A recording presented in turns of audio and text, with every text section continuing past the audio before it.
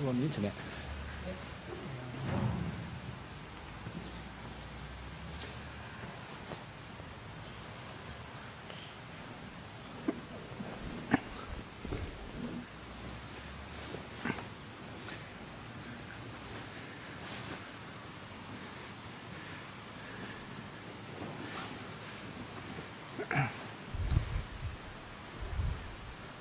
So, welcome everybody to this afternoon's meditation class. Again, if there's anyone here for the introduction to meditation class that is held in the room to my right, this is the ongoing class.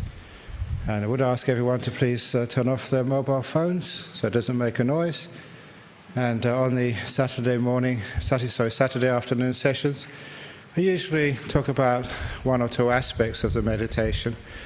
One of the aspects I'm going to talk about now is a question which somebody asked me very recently, that when they meditate, that sometimes their body moves or falls forward or leans backwards.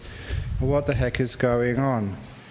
Sometimes at a certain stage of meditation, when the mind starts to settle down and you let go of your body, the body can move into strange positions, and you sometimes wonder why. All that's really happening there is that the body knows much better than you where it needs to place itself, so that very often tensions can be removed from the body or some sort of healing can happen. Many years ago, when I was teaching a retreat, I opened my eyes and I saw one woman in such a contorted position. Now, I would demonstrate it for you now, only it would hurt me and probably break her through bones. Her position was one of the most extreme I've ever seen. And so as soon as the meditation was over, I took her aside and asked her, how do you feel? She said she felt absolutely wonderful. And then I tried to show her, how she was sitting during the meditation. She was so shocked. Was I sitting like that? I said, yes. And then I asked her, any idea? And she told me that she had an accident, a car accident I believe it was, and had an injury. And that now she felt so sort of good and so relaxed, and the body felt so at ease, where it was quite painful and stiff before. And it became very obvious to me that when she let go of her body in the meditation, when she was still and peaceful, just watching her mind, the body took its opportunity to heal itself, to release some of the tensions, to allow energies to flow where was needed, and the way it did that was to contort the body. And I realized from that experience onwards that when a person is meditating, and you're meditating and you lean forward and it is totally unintentional, that you didn't do that, or you lean to the side or twist around, or there is some jerking in the body, please understand that that is the body releasing its tensions, opening up channels where energy can flow. It is a body healing itself.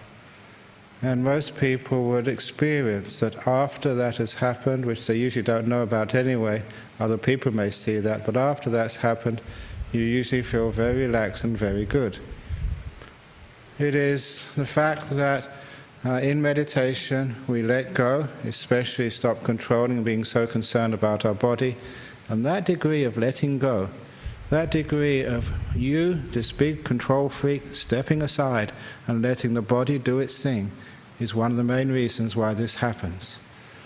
It's just part of the psychology of the mind, that when you start looking at something, you interfere with it. Usually the most common little example of this, which you can teach so people understand what I'm talking about, is when you ask meditators, can you please notice the saliva in your throat? Can you notice the saliva in your throat right now? Okay, now forget about it. You can't. Now it's a problem. Now you're wondering whether you should swallow or what you should do. It's a strange thing that when we pay attention to something, it usually becomes a problem. We try and control it. It's very difficult for us to watch something without controlling it. And so what happens is when we're watching our body, we tend to control it, we tend to cause it to tense up, we prevent it from relaxing, simply because attention is very often concerned with control. It's one of the reasons, it's a general principle, that when you do mindfulness of the body or mindfulness of anything, you have to add the important ingredient of compassion and kindness to overcome this tendency of the mind. When it watches something, it wants to control it. When you observe something, you interfere with its natural state. So that is why that when you let go of this controlling, when you're literally not mindful of the body, but you're mindful of the present moment, or you're mindful of the breath, or you're mindful of the deep peace and stillness in meditation, that is the time the body can heal itself. And associated with that many people have the experience in meditation, when you get quite peaceful and quite deep, you get the hot spots in the body. And those hot spots in the body, in the shoulders, in the tummy, or in the head somewhere, are so pronounced that often you ask, what the heck is going on? I was meditating and one part of my body was really, really warm. And again, the classic story which I use, which explains what's happening in similar instances of hot spots, was a woman in a retreat many years ago who came to me very concerned about her shoulders and neck being really, really hot. And it was a result of whiplash. She had a whiplash injury some months previously, and I explained that to her, and I did ask her, even though I knew the answer, yes, but how do you feel now? She said, oh, I've never felt so relaxed and so good in that part of my body. Because what had happened when she let go of control, when she was in a peaceful meditation, the body for once had a chance to send its energies to that injured part of her body, to release the tensions, to heal the muscles, whatever it was going on in there.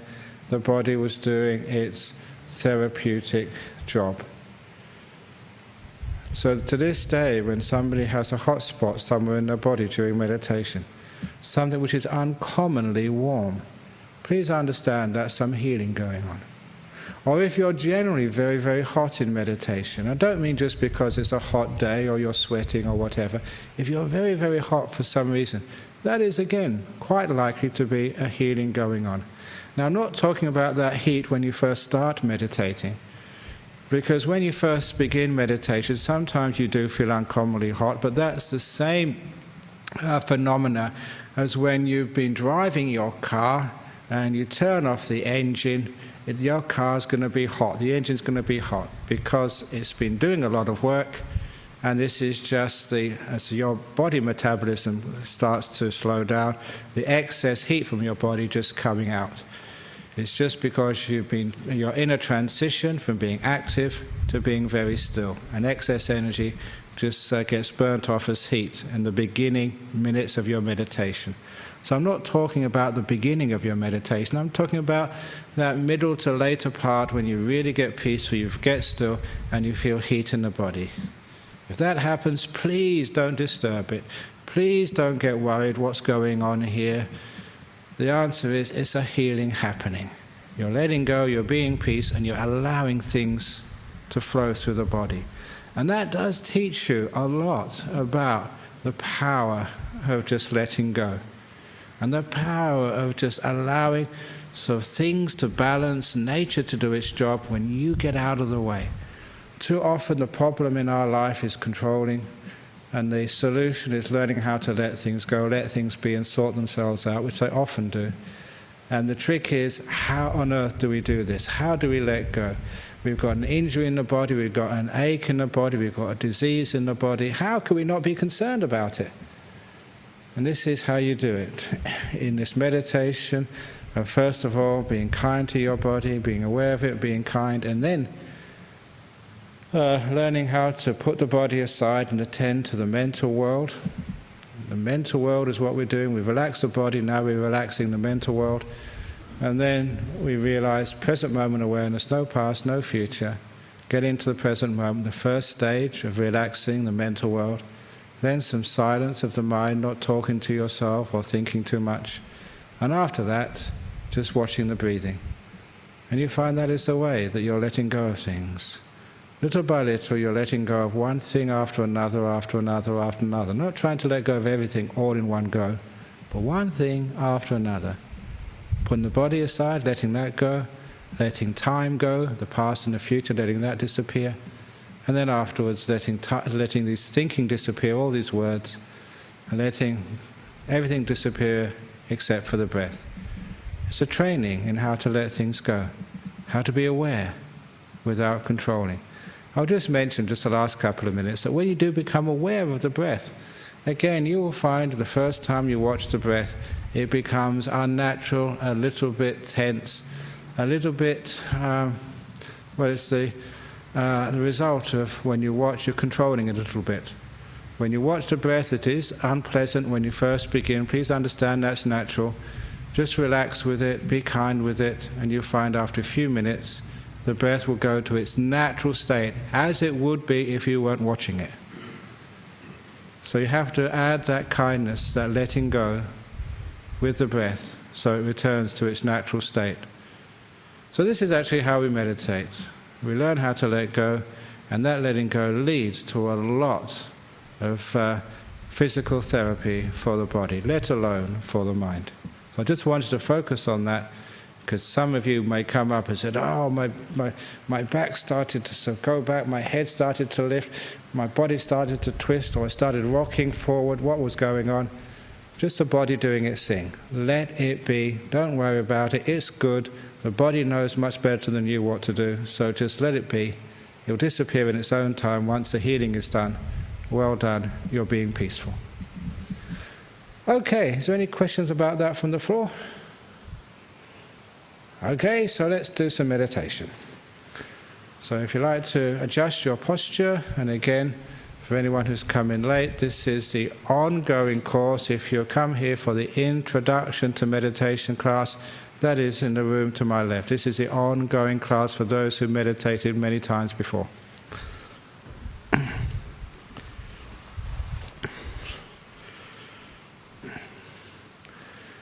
So you close your eyes. I will lead the first few minutes of this meditation, then I'll let you go. So first of all, you become aware of your body.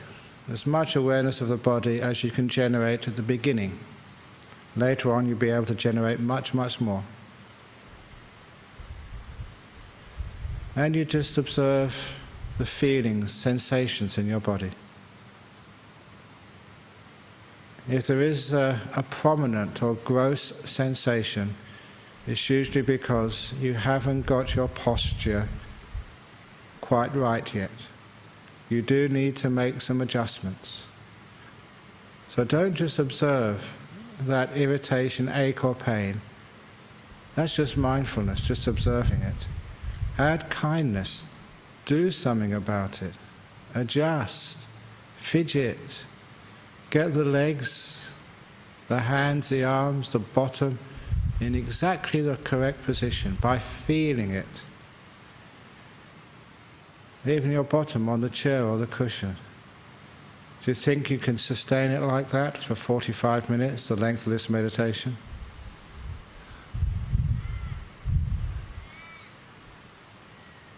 If not, adjust, move it.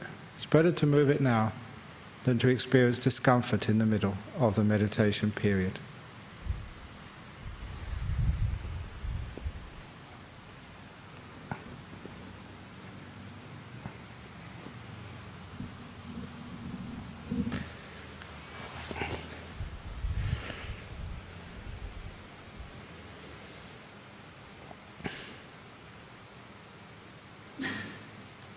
Stay with your body.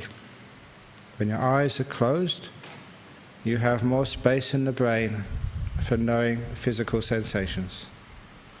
Not so much as taken up with visual sensations. How does your body feel?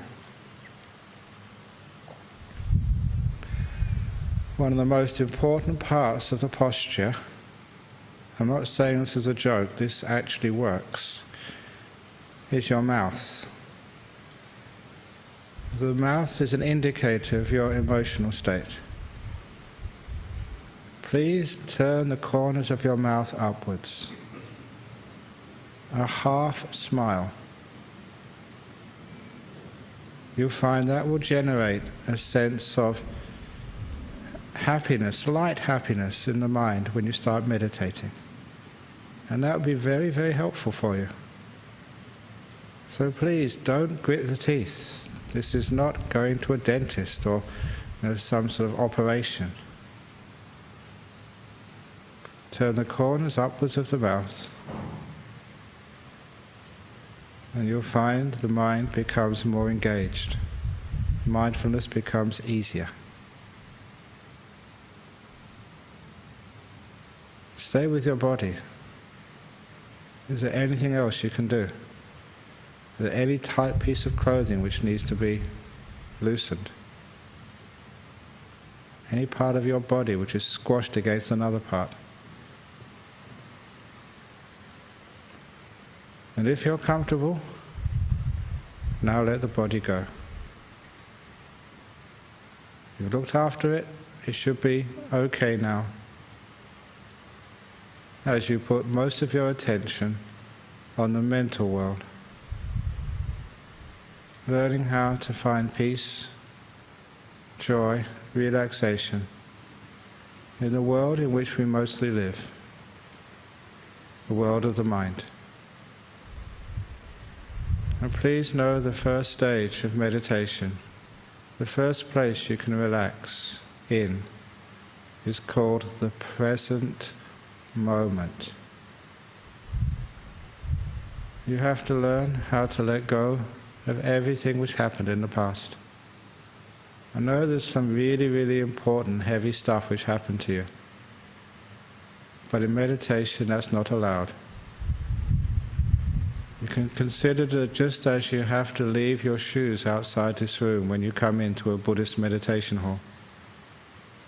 The left shoe represents your past, the right shoe your future. You have to leave both outside the meditation hall. No past is allowed in. No future either. This hall is a place for the present, for now.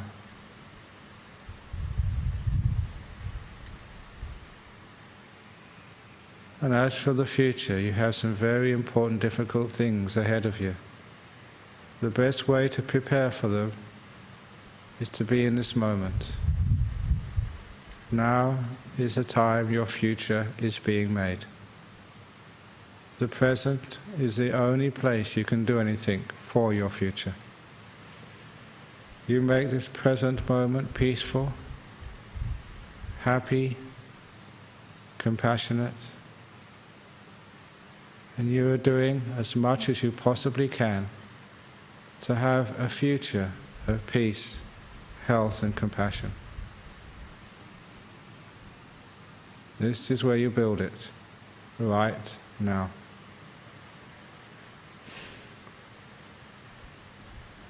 So whatever you're experiencing now, the sound of my voice, the heat, any feeling or whatever, please open the door of your heart to this moment. To be here with a mindfulness which embraces but does not judge.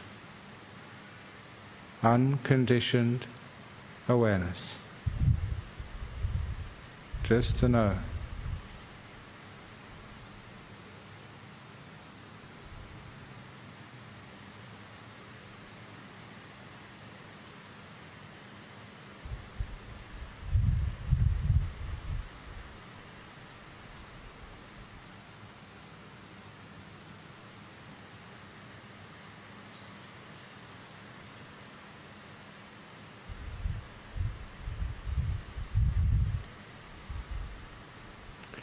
Just being here. Meditation is all about being here. In every moment, being more fully right here. Not somewhere else, not the past, not the future. Not in think land. But just being here.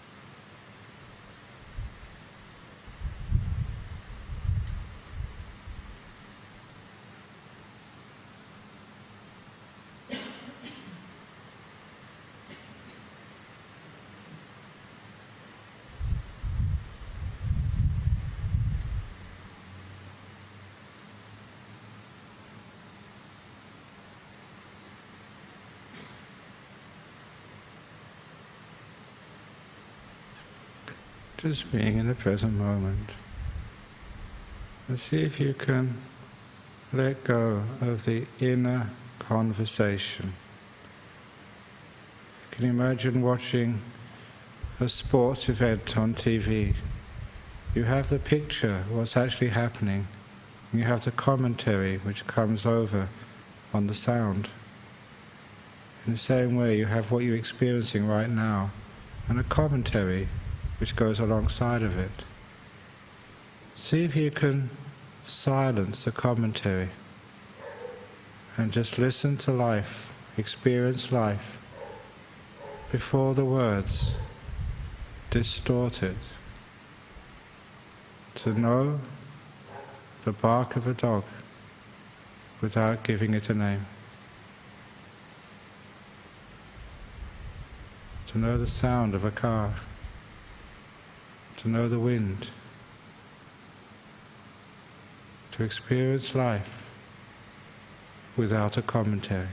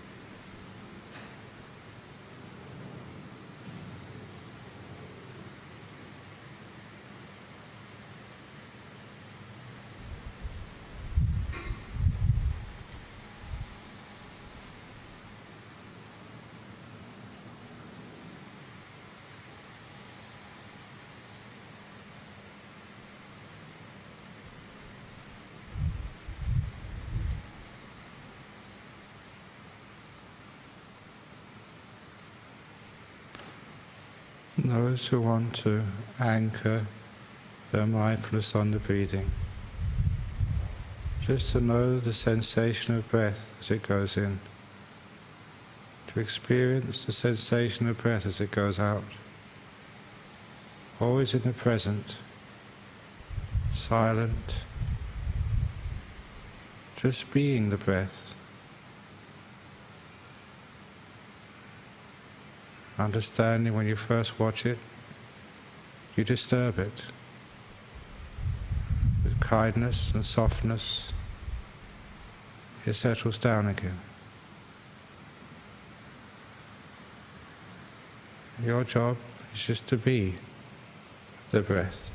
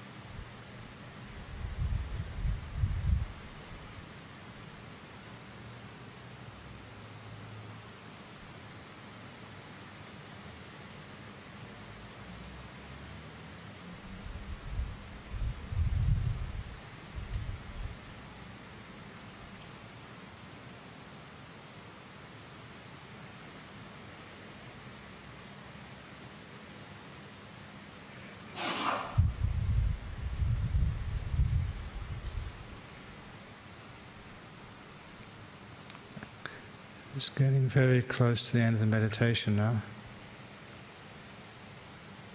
How do you feel? What mental state has this meditation generated? In particular, look for the quality of peace in your mind right now. To understand as a direct experience what peace feels like. And understand where peace comes from. You let go, you're kind, you're gentle. It makes peace. You strive, you try to control, it just makes more tension, the opposite. How much freedom do you feel? What is freedom? You can experience directly the freedom from desires. But the mind is not pushed and pulled by wants and dislikes. How free that feels. It is called contentment, the freedom from wanting.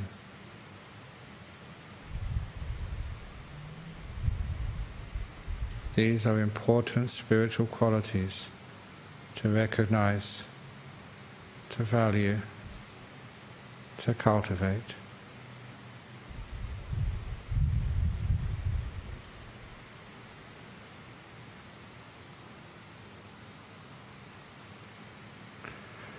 I am now going to ring the gong 3 times. Please respect the gong and listen to every sound before you open your eyes. The 3 ringings of the gong.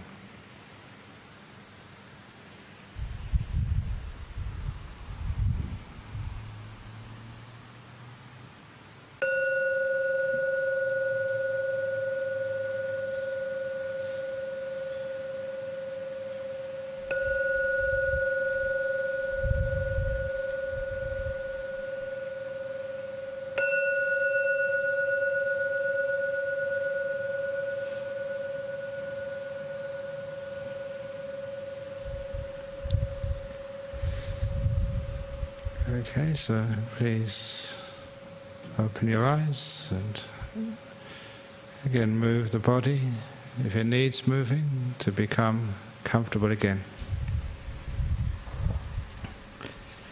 Now we have the questions. This is broadcast worldwide.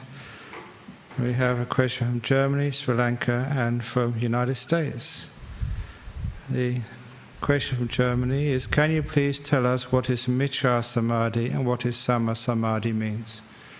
Many of you who've been listening to me for over the last couple of years know this word Samadhi is often called concentration. That is a bad word. It's much better to render it as stillness. So Samadhi, the stillness. It is, if anything, the goal of this meditation, to be here and to be still. And the more still you are, the deeper you go in the meditation. So, Miccha means wrong, Samma means right. So they're talking here about 2 qualities which is mentioned by the Buddha, wrong stillness and right stillness. And the best example of wrong stillness is what you can observe if you go to places like Buckingham Palace in London and see those soldiers standing perfectly still, out of force, control. That is like the wrong stillness. Yes, you can make the mind reasonably still, the body still, by controlling it, by using force. But such a degree of force will take you so far and no further, because it's not a letting go type of stillness. Again, it's more control.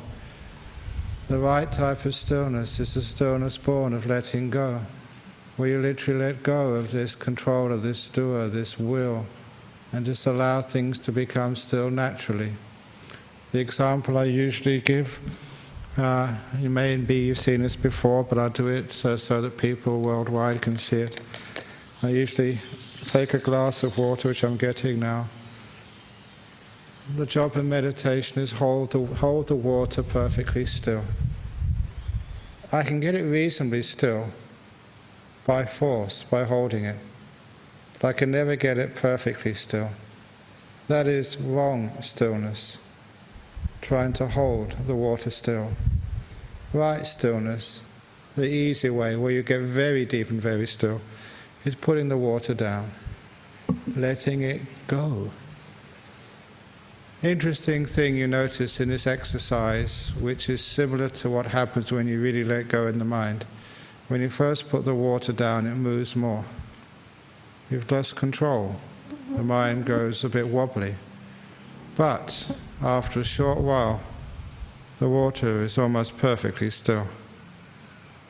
I could never hold it that still. That is right stillness. The stillness which comes from letting go. That, I'm trying hard to hold it still, that is wrong stillness. Now a question from Rohanta in Sri Lanka.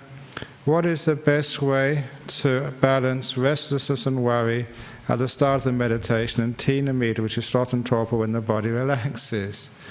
You don't balance these things. You have to overcome both of them.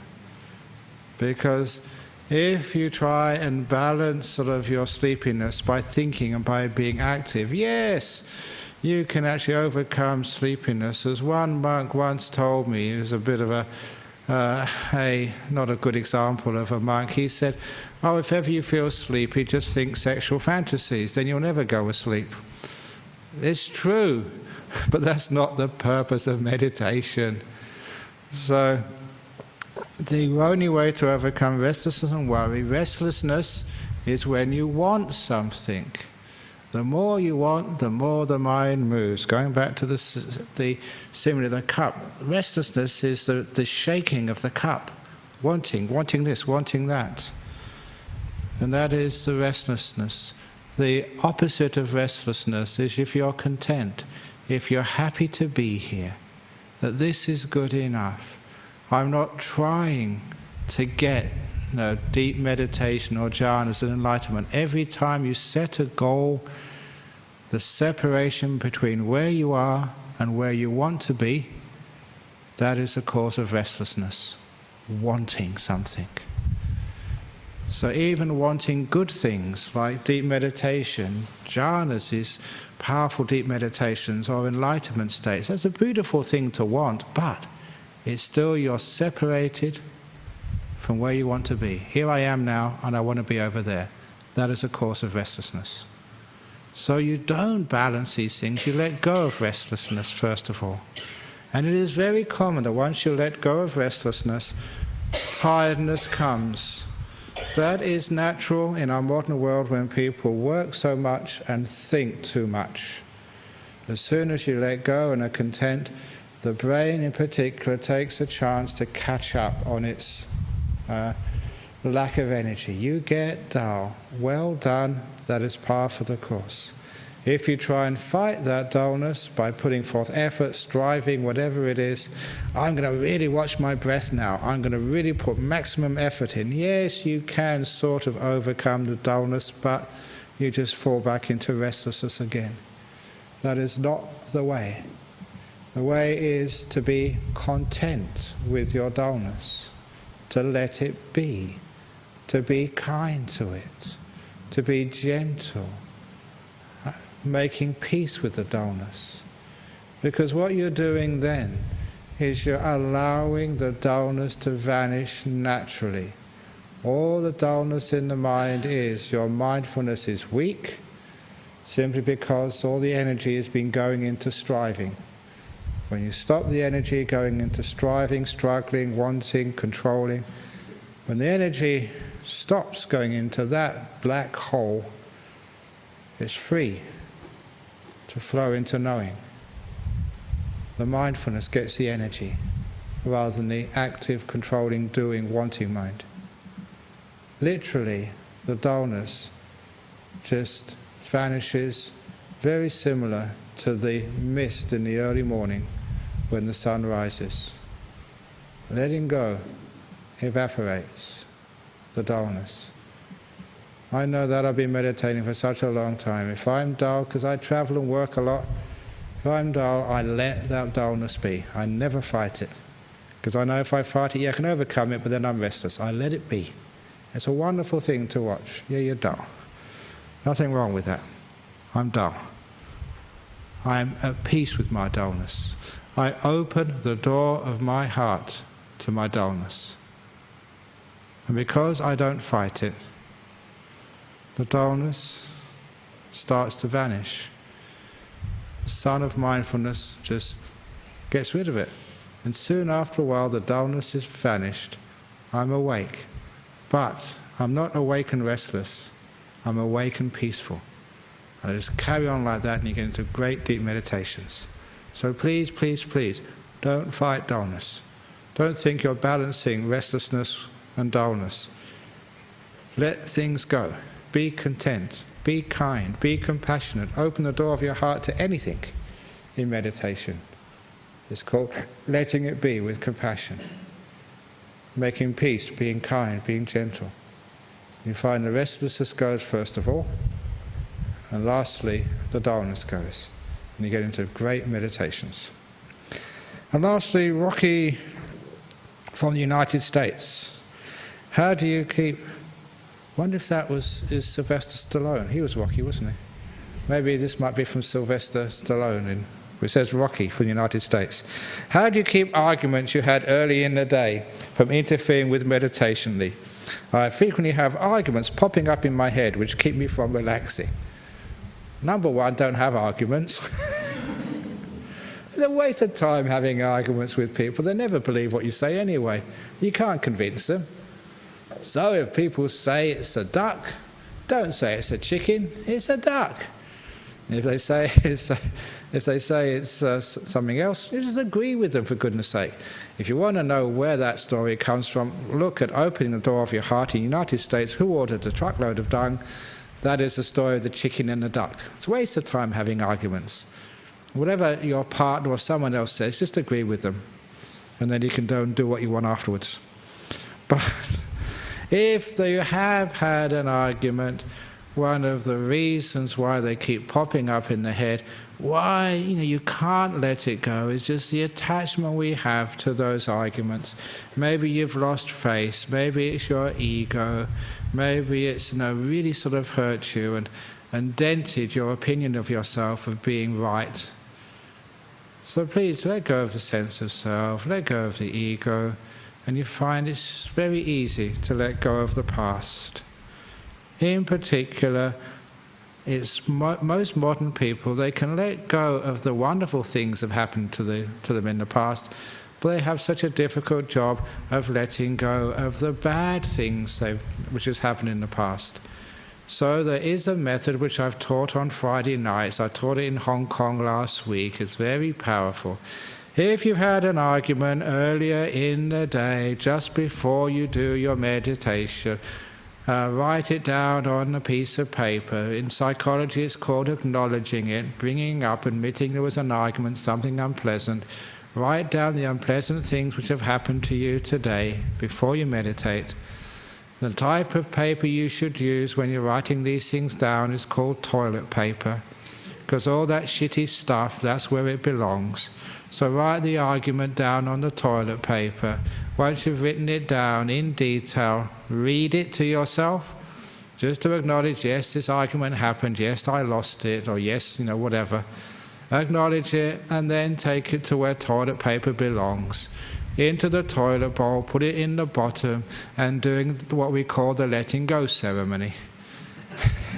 You press the button, or the water comes down, all that thing goes round and round, and the toilet paper with the argument on it just goes away. You've let it go. And then go and meditate. That works for the reason that psychologically you're associating the argument, or whether it was unpleasant, with the stuff which belongs on toilet paper. The association is this is not the sort of stuff you should keep. Whoever keeps used toilet paper in your pockets or your bags, so you associate this is something which needs to be thrown away. And then you do the throwing away ceremony in the toilet bowl. And as you watch it go down, because it's a ceremony, it's an action, it reinforces the emotional ability to let things go. And it works. So that's the way of overcoming the arguments you had early in the day, the negative stuff. So, when you meditate, you can be free. When you go to bed at night, you can be free. Throw it all down the toilet, first of all. Doing the toilet paper ceremony. One of the most amazing Buddhist ceremonies. Okay, thank you for that. Are there any questions from the floor here? That was from the United States. Okay, well, there's no more questions. I'm sure that after we've finished, there'll be the usual line of people asking questions. But that's natural, that's the way it is. Okay, so thank you very much, and now we can pay our respects to the Buddha, Dharma and the Sangha, or if you wish, to virtue, peace and compassion, and we can go away or have a cup of tea.